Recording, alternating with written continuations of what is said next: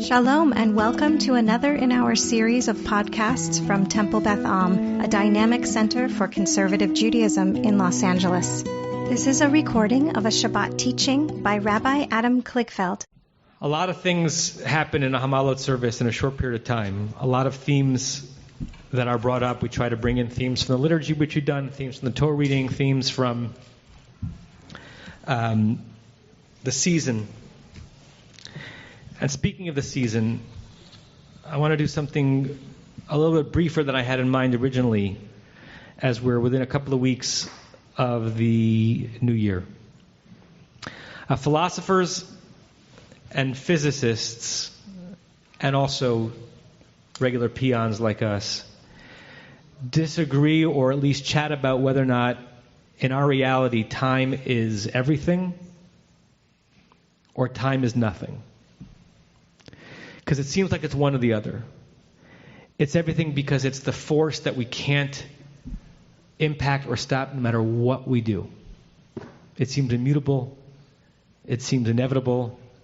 It haunts us by our imagining time before us, right? Imagine the world the day before we were born is a very weird thing. We can never go back there, but the world was doing fine without us. It haunts us to think about the time after us. And so it seems like the greatest force in our life. And some people believe that time, and I know this is going to sound strange, but I'm not saying this to be silly, doesn't exist. It's a construct that the human mind has crafted in order to make sense of reality, but that doesn't mean that it's a real thing in the universe. Again, not to be silly, I think about my dog, my pet dog.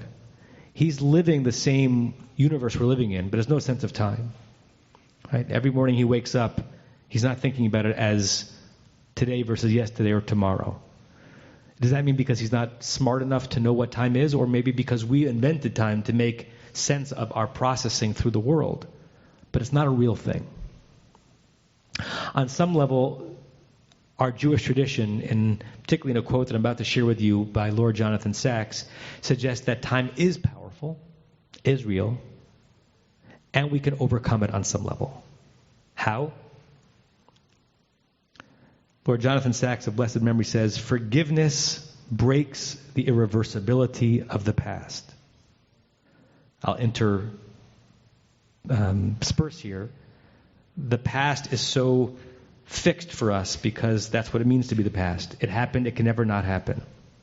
Tshuva, our asking for it and our granting forgiveness, according to Jonathan Sacks, breaks the irreversibility of the past. It's the undoing of what has been done. It's a really powerful way of understanding what it means when we ask for forgiveness and grant it.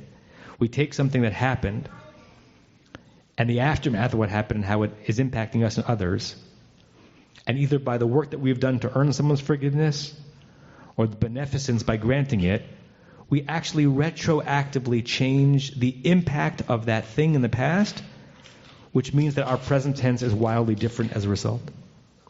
Repentance and forgiveness, the two great gifts of human freedom, redeem the human condition from tragedy. And I would add, in his name and inspired by his words, not only redeem the human condition from tragedy, but redeem the human condition from the immutability of time. It is a hard concept, I understand. Didn't mean to upset you, Dalia. I want to ask you very briefly, eyes open or closed, to attune your mind to one pixel of the past, one moment, one encounter that already happened, and that you are not settled with. It hurts. It worries you. It didn't end the way you wanted it to. And according to one sense of the trajectory of time, it can't be undone. It is as fixed can be. And in the Lord Jonathan Sacks' understanding of time, that moment has not yet ripened. It is not all that it could be. You have the power in asking or granting forgiveness to change that past and thus enhance and enrich your future.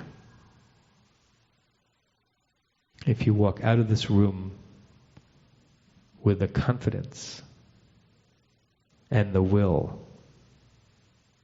to change just one moment that you've already lived through,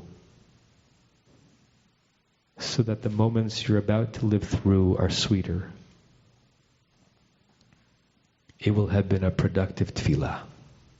You have been listening to another in our series of podcasts from Temple Beth Am, a dynamic center for conservative Judaism in Los Angeles. If you enjoy these podcasts, we invite you to write a review on the Apple Podcast site or wherever you get your podcasts. For more information about Temple Beth Am Los Angeles, go to tbala.org.